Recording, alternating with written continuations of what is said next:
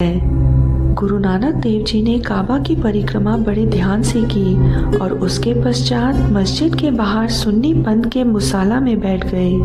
मुसाला उस खाली स्थान को कहते हैं जहां नमाज पढ़ी जाती है। गुरुजी, भाई मर्दाना व ताजुद्दीन वहीं बैठ गए और करतार के भजन गाने लगे।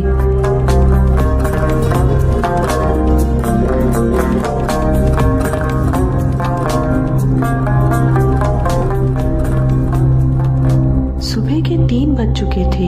गुरुजी ने भाई मर्दाना से कहा, ईश्वर का सिमरन मत रोको। इसके पश्चात गुरुजी ने अपना सर काबा के विपरीत दिशा में किया एवं पैरों को काबा की तरफ रखकर सो गए। ताजुद्दीन मन में सोच रहे थे, गुरुजी तो सो चुके हैं और हमें आदेश दिया है कि हम सिमरन करते रहे। उन्होंने हमें सोने की आज्ञा क्यों नहीं दी? यही बात भाई मर्दाना के दिमाग में भी आ रही थी।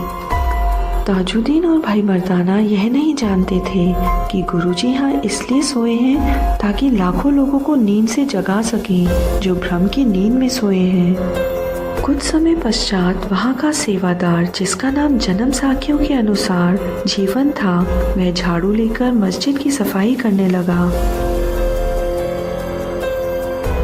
सफाई करते करते वह कलमा गा रहा था। अचानक ही उसने देखा एक व्यक्ति सो रहा है और उसके पांव काबा की तरफ हैं। अल्लाह, यह क्या हो रहा है? तुम काफिर हो, तुम अल्लाह के लिए विश्वास नहीं रखते। परंतु अगर हम उसका पक्ष देखें तो वह भी सही था।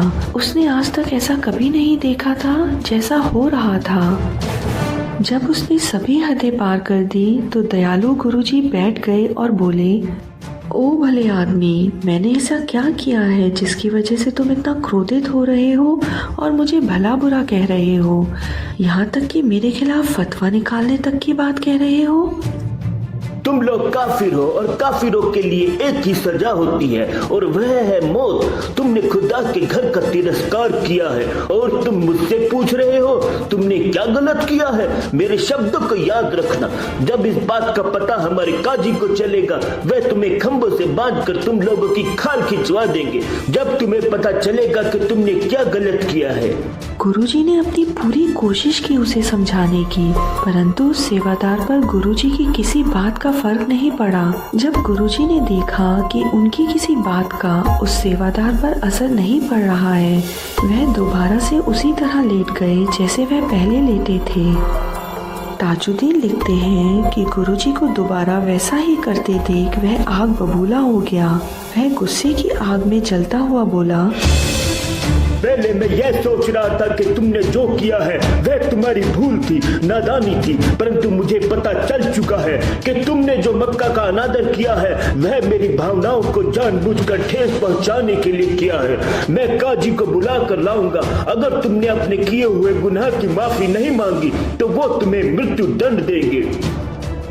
करुणा के अवतार सतगुरु बड़े धैर्य से बोले, ओ अल्लाह के आदमी, मैंने ऐसा इसलिए नहीं किया जिससे तुम्हारा दिल दुखे, उल्टा मैं तो तुमसे कुछ सीखना चाहता हूँ। मेरे दोस्त, मेरे पाँव को उस तरफ कर दो जहाँ तुम्हें अल्लाह नहीं दिखते। सेवादार ने तुरंत अपनी झाड़ू फेंकी और गुरुजी के पाँव को पकड़कर घुमाया, जिससे कि गुरुजी के पाँव मक्का की ओर से दूसरी ओर हो जाएं। यह अल्लाह का स्थान है, तुम्हें इस स्थान के प्रति आदर दिखाना चाहिए। ऐसा कहकर वह बहुत खुश हुआ और उसने अपनी झाड़ू उठाई और वह मस्जिद की सफाई करने लगा। वह सफाई कर रहा था और जोर जोर से कलमा पढ़ रहा था। जब वह दोबारा घूमा तो उसने देखा दोबारा गुरुजी के पाँव मक्का की ओर थे। ओ काफिर, तुमने सभी हदें पार कर दी हैं। तुम मुझे परेशान कर रहे हो, मेरा व खुदा का मजाक उड़ा रहे हो। वह क्रोधित हुआ और दोबारा से गुरुजी के पाँव दूसरी ओर कर दिए। उसने फिर से झाड़ू पकड़ी और सफाई करने लगा, परंतु अब उसे दोबारा गुरुजी के पाँव मक्का की ओर ही दिखाई दिए। सेवादार जोर जोर से गुरुजी के पाँव को घुमाने लगा। सेवादार को यह प्रतीत होने लगा कि जहाँ जहाँ गुरुजी के पाँव घूम रहे थे उसी और मक्का भी जा रहा था।